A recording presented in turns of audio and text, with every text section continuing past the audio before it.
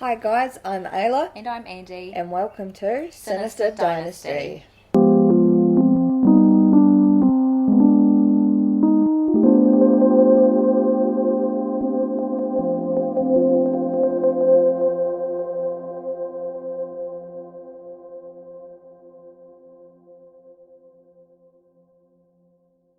Okay, I've got my first two-parter. Woohoo!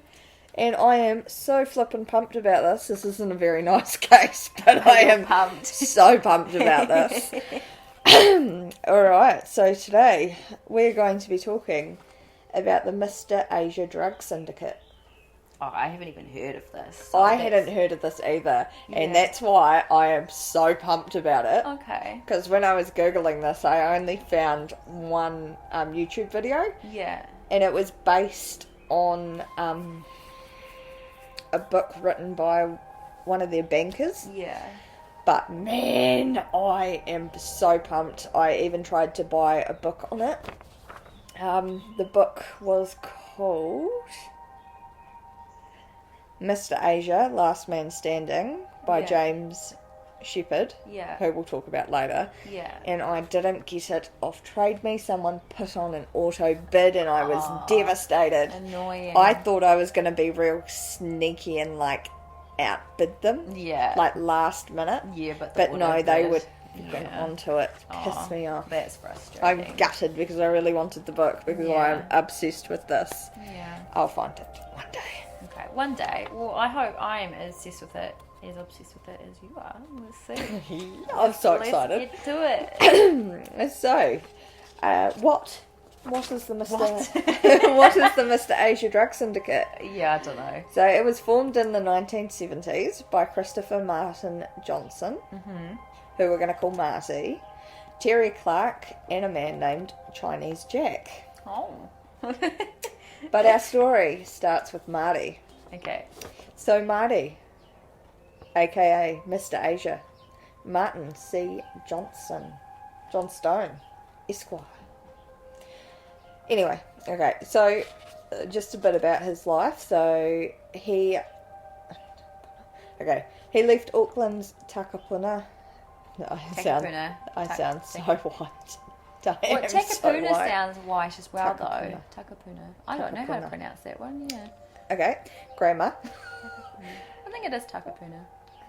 Left Auckland's Takapuna grammar after the fifth form and was employed as a farmhand.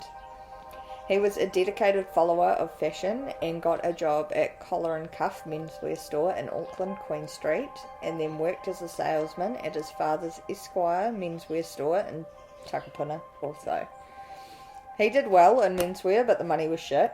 Oh. So he took to committing burglary on the side. As you would. Understandable. Don't hate the player, hate the game. Yeah. He wouldn't have had the cost of living payment. So he was a budding playboy at this point in time. Wasn't a bad looker either. He would steal whatever he could carry and sell. He could sell. So he would sell his stash in pubs. He grew to wear three-piece suits and French shirts. Oh, bougie. So flashy. Nice. Well, not nice that he's stealing, but... Yeah, and through all of this, he never lost his sense of fashion. Good on him. I know, what a man. I'm so into I'm it. blushing. So he made out that he was an international businessman. Technically he was. Well, I mean, he could be selling to people overseas in the pub, so I guess... No, not with that. We'll get into what he was soon. Okay. But he always walked around talking about his grand schemes, but he lacked basic organisational skills and the patience to make it work. Oh. He was remembered as always social and smiling, a little arrogant perhaps, but harmless. Well, harmless apart from me stealing shit. I mean, he's not doing harm to, physically. He's doing harm to bank accounts. Yeah, I know, I would cry if someone robbed me. Yeah. So, he worked at the men's store with a man called Andrew Mayer, who we will call Andy. That reminds me of Mayers, Wendy Mayers. Mayer. Spelt differently. May. This is spelled Maher. Oh, okay. In the early days before the Syndicate, so Māori was importing cannabis Buddha sticks into New Zealand from Southeast Asia. Cannabis Buddha sticks. Yeah, so they're cannabis sticks. Yeah. They're from Southeast Asia, so... and they're shaped like a Buddha. No, they were just like rolled sticks of cannabis. Yeah. Yeah. But they were known as Buddha sticks. Okay. I don't know, they call weird stuff weird things. Yeah. Right. So going back to Chinese Jack, also known as Chu Ching Ku, or Chinese Jack, or Jack Chu. So Jack would sail through the Rangitoto Channel in Auckland. He would toss the sticks overboard, and in a waiting boat, Marty and Andy would collect them. They were just collecting sticks. Pick up sticks. Out of the water, yeah. That's how they were importing drugs into New Zealand. Oh, really? I love it. I know, I thought that was so cool. Oh, that's so funny. So the cannabis was from Southeast Asia, and it was a lot stronger than the cannabis that you would get in New Zealand. So the Buddha sticks were a massive hit in New Zealand. So let's just, the era of these people, these were boomers. Yeah. So they were such a big hit. Oh, amazing. So Buddha sticks were selling for 10 cents in Asia, but would sell for $10 in New Zealand. Wow, I should have done the conversion to what it was now. Yeah. So from this, Marty was really beginning to establish himself and make a fair bit of money. As this grew for him, other people wanted to become involved. Oh. Like, understandable. Yeah, so that's where the Syndicate came about, No. I'm guessing. Oh, okay. So, not quite. Okay. Not quite. There's a lot to this story. It's just good. It's so good. Okay. It's almost make-believe. Really? It's so good. So now we're going to talk about Terence John Clark. So he was one of the founders. Yep, so Yeah. Marty was a founder. And Chinese Jack and Terry Clark. Yeah, Terry Clark. Yeah. So he was known to have up to 30 different aliases. Some of the most renowned: Terry Sinclair, Alexander James Sinclair, Tony Bennett, the Australian Jackal, and Mr. Big. Mr. Big. Mr. Big, Chinese Jack at your service, ma'am. Australian Jackal Australian Jackal. as well. Oh. I thought that one was pretty out the gate. I was like, what okay. the flip is Yeah. this?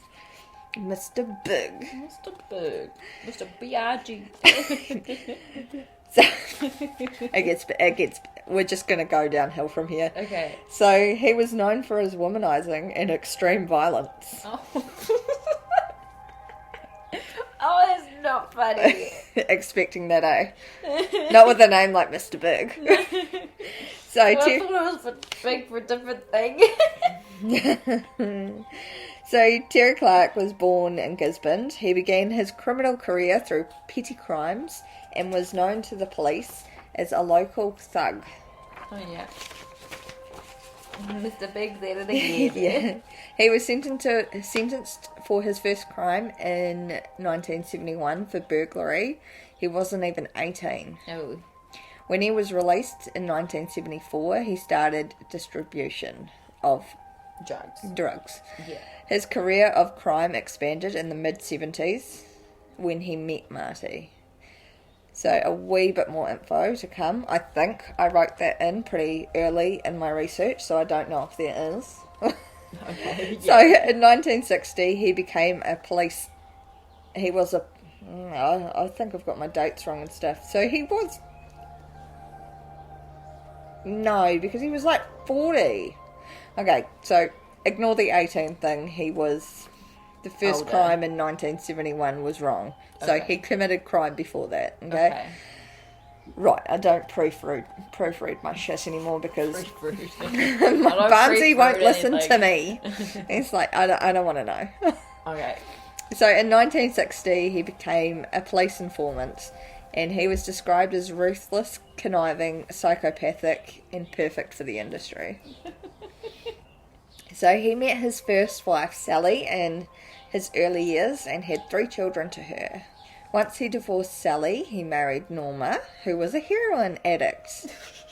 She later dies of mysterious circumstances from a drug overdose. Oh, yeah.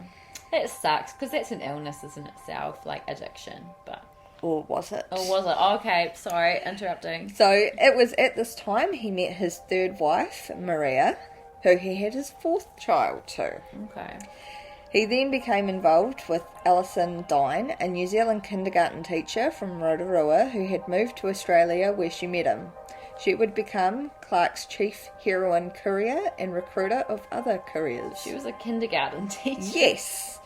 So a lot of the couriers were mainly young women. Yeah. So he became a multi-millionaire buying properties in Bay of Islands and Fiji, stashing money in safes. Where he bought Fiji. Properties. Oh, Properties. Whoa, how he's balling. Stashing money in safe and bank accounts around the world. And also, his drug stuff. Yeah. So that's where he got his money from. Nice. So Marty brought Terry in, and as the business grew, they decided to cut Jack Chu out of the operation as the supplier. That's Chinese Jack, eh? Yeah. Sorry, we're just going to call him Jack. Okay. So they decided to cut Jack out of the operation as the supply was too erratic and the police were watching them. They decided to go straight to the source themselves in Thailand to get the Buddha sticks. So Marty and Terry wanted to start bringing in bigger shipments from Asia. This would be known as their Asian expansion. Oh.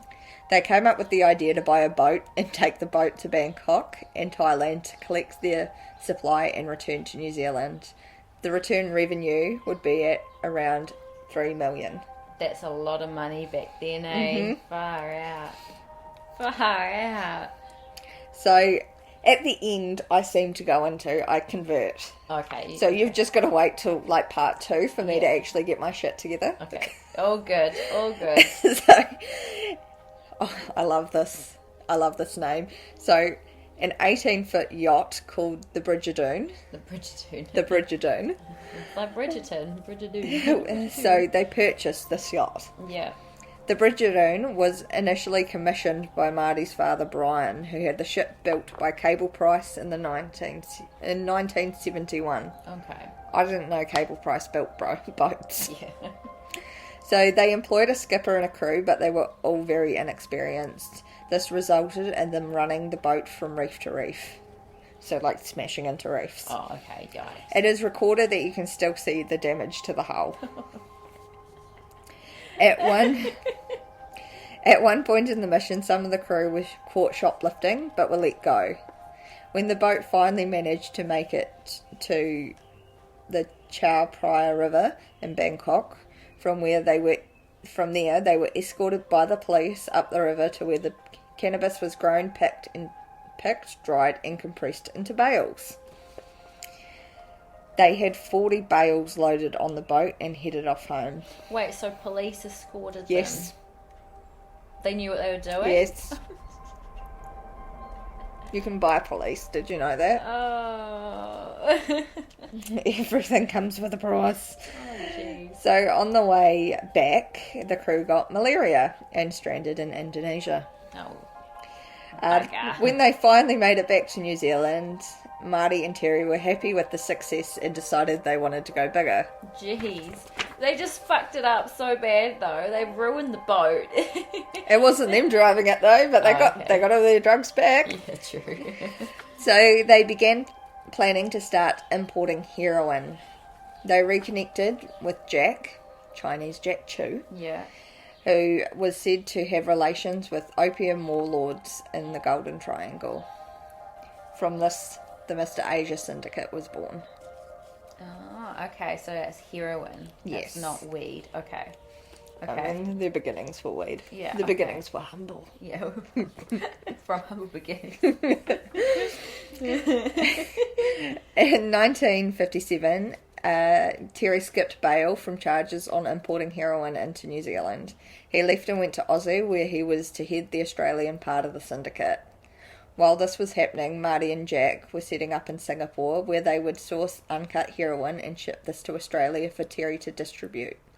They would use young female couriers who would use a fake bottom suitcase and or strap heroin to their bodies to get through customs in New Zealand. Jeez. Before Terry moved to Aussie, he was moved to Australia to head the operation. It was headed by... Operation? Oh, to head the operation. Yeah. It was headed by... Yeah, It was headed Oh, headed. by Greg Ollard and his partner, Julie. So they've made it a bit bigger by that point and had people... Okay, yeah. And Julie, because I can't say her last name. When Terry did move over, he worked with Greg and another man called Jim Diamond Shepherd. Okay.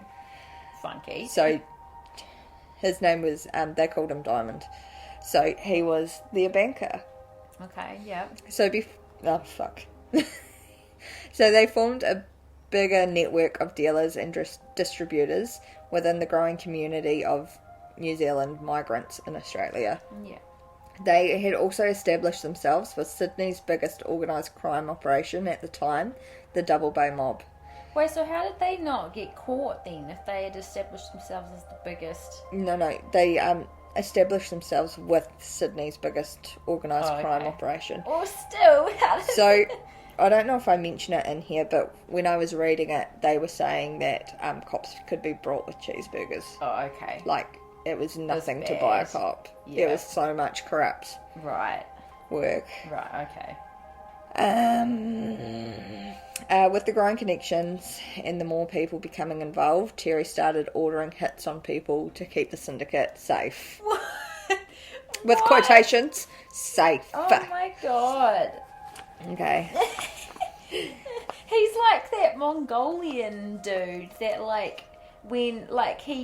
when he died, I did a study on him in high school. So when he died, he had people bury his body, and then they stood there while people on horses ran over them, so they got killed, because they knew where his body was buried. And then the people on the horses came back, and then they were killed by people, so no one knew where he was to keep him safe. We know where he was buried. That is mental. Genghis Khan, that's his name. That is mental. You should do a case on that just to educate me. It was very funny. So 2 years later, in 1977, disputes and rip-offs began, to which Terry used his skills as an enforcer to control this. So just killed people, basically. We're getting there. We're getting there. With the growing tension and precautions needed in the business, Ollard, who was Greg Ollard, decided he had enough of the lifestyle and wanted out. He met with other Mr. Asia associates and in a heated meeting made it clear he wanted to finish and cash in his part of the operation. Right. Not long after this meeting, Ollard and Julie vanished. So they got the money, I'm guessing, or... Maybe. Okay. Around this time, Harry Lewis, also known as Pommy, who was a middle-ranking courier who had shares on one of Marty's businesses, along with 2 other female couriers, were arrested at the Sydney airport for importing cannabis. Lewis was released after Terry paid a $5,000 bail and fled north, never to be seen again. Okay. So, a man called Douglas and a nizzer and a lady called Isabel Wilson would soon take over Ollard and Julie's positions not long after they vanished. Okay, sorry, interruption. You remember our case about, the Parker Home murder cases? I call myself Isabel. That's a pretty name. That's a very pretty name. Isabella. I hope she was a pretty person. I'm guessing probably not. At heart. Pretty at heart. If that makes sense. Or does she not come back up again? No, we're talking about her still. Okay. Okay. So Douglas and Isabel, would take over for Ollard and Julie. So they were, however, arrested. Oh, bugger. In Brisbane while they were waiting for the pickup of a drug shipment from a passing ship. After 3 days in interrogation, they broke, and they So shared. were they tortured? No, they were just interrogated. I'm just imagining the waterboarding. Ooh.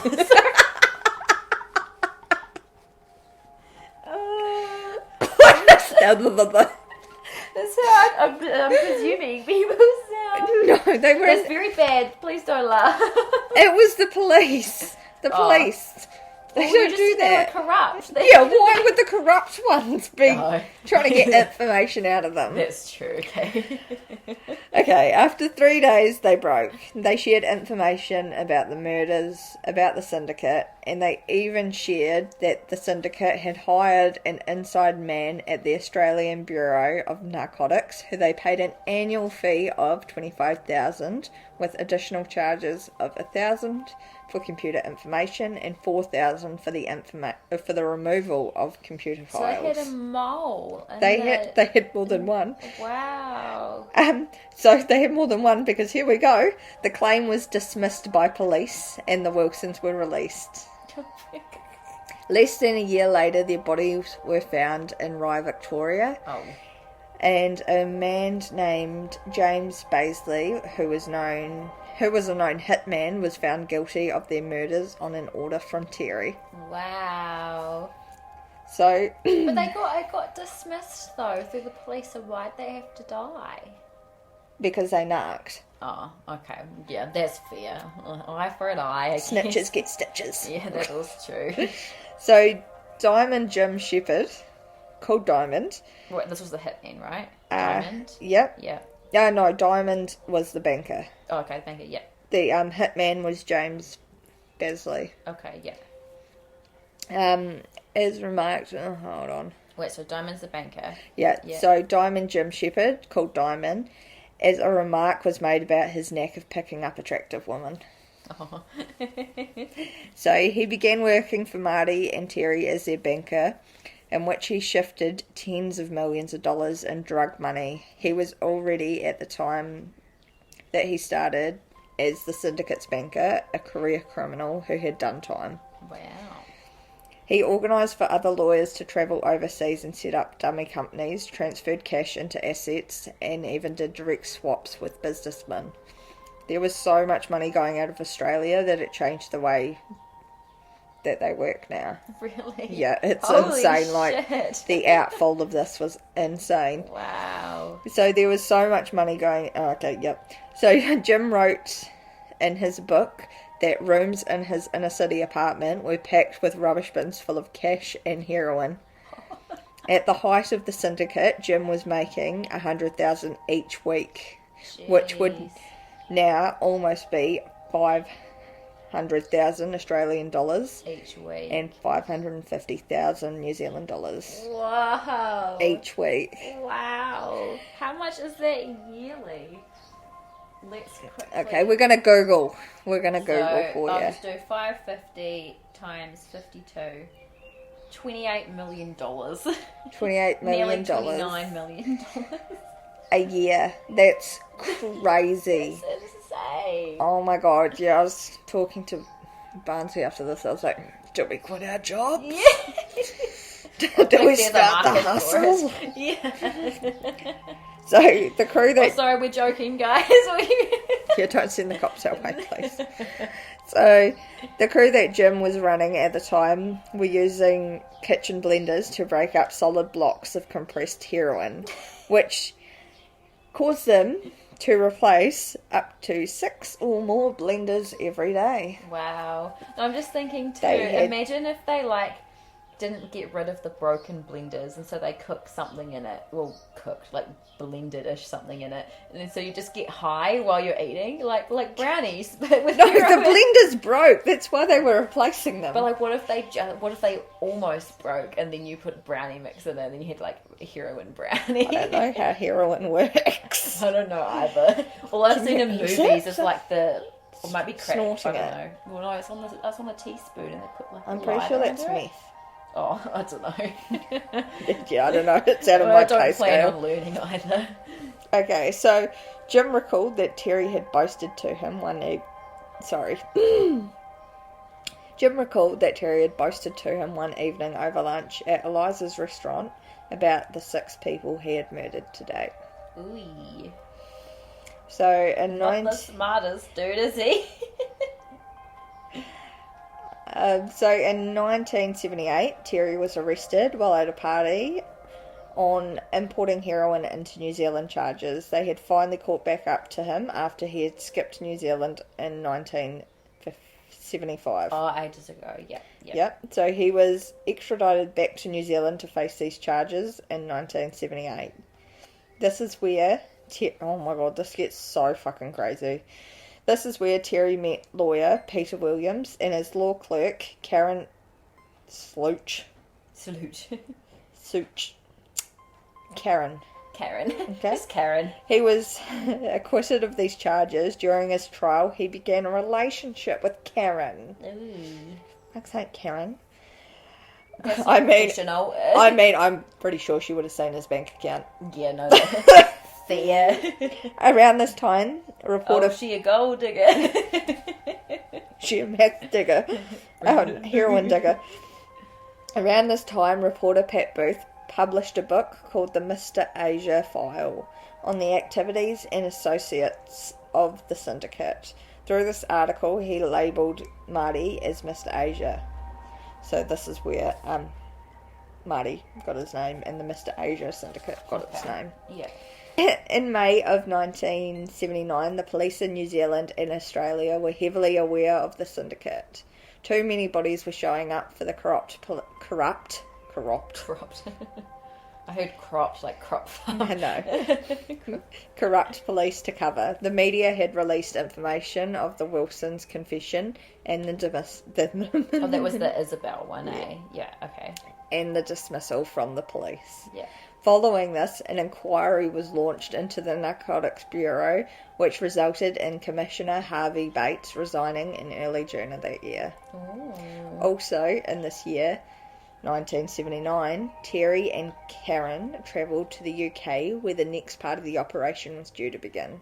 At the time, Terry was a heavy gambler with a massive cocaine habit, which gave him delusions and paranoia. Yeah. Like, honestly... If I die by saying any quote, it will be, you cannot be a drug dealer if you are a drug user. Yeah. No, you need 100%. To be, like, clean. Yeah. I could be wrong, though, because I don't know, but I'm pretty sure. I think. So, at this time, Marty had been flying first class under the passport of a successful firm executive. He had been in Thailand struggling with a drug deal which ultimately failed. He was said to have lost 35 grand for one bag of heroin. Oh, it said in other sources that he lost up to $300,000, but wow. Nothing's confirmed because I couldn't get me flippin' mittens on a book. Damn Any it. book. God damn it.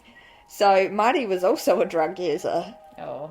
So and you cannot be a drug dealer if you are a drug user. I so wrote it down. Yeah. It's gospel.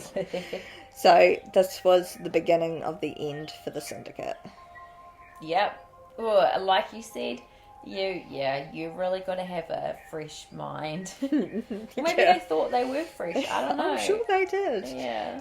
But for part 2. It's so crazy. I love it. Yeah. I'm so into this. How did you even hear of this? I don't know. Just Googling. Yeah, no, that's an awesome one. Well, lucky for me, unlucky for you guys, I get to hear part 2 right now. And you have to wait however long. Another week? Yes.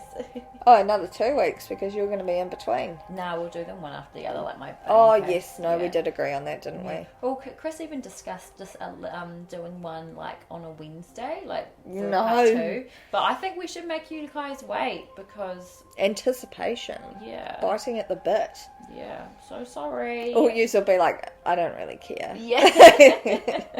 I don't think we have any die-hard fans. Except Johanna. Yeah. Go Johanna. Woo, we love you. I mean, I think we've got some pretty... We do. Oh, we've got that Lucy. And Michaela. Michaela put up... when we said the other week we want to see you at your full potential. She put a picture up of herself at her full potential. I thought love brilliant. it. That's pretty awesome. Oh, so we do have a few people then. That are interested in what we're doing. Go you guys. Oh, and we've got Andrew as well. We've got Andrew. Yeah, we've got a few people. Yeah, we're doing pretty good. Well, we shout think out we're to- doing yeah, good. shout out to you guys for supporting us and everyone else. And everyone else who listens to us ramble. Yeah. So anyway, Padoos. Yep, and I am Away. and I'm Ayla. And I'm Andy. And we screwed up that ending.